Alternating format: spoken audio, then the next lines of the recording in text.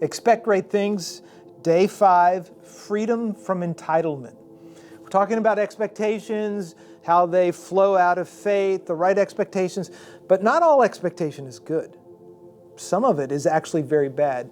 Some of it is entitlement. It's I expect this, I demand this, and if I don't get it, then I'm going to be hugely disappointed.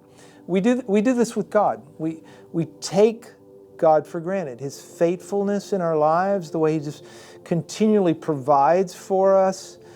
We can do this in marriage. We can do this in friendships and relationships, where our expectations are actually taking the shape of entitlement.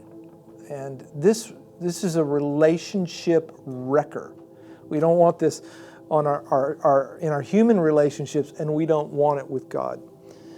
Instead, here, we're talking about expectation in terms of anticipation. We're excitedly anticipating that God's going to move and God's going to work. He's going to surprise us. He's going to outdo anything we really expect. But we are anticipating God to do phenomenal things. Here's how you cultivate healthy anticipation. Keyword, promise. And here's what I encourage you to do. Journal. Go to your journal, find a passage of Scripture, find a promise, and write it down. That's the journaling practice. Find a promise, write it down. Why?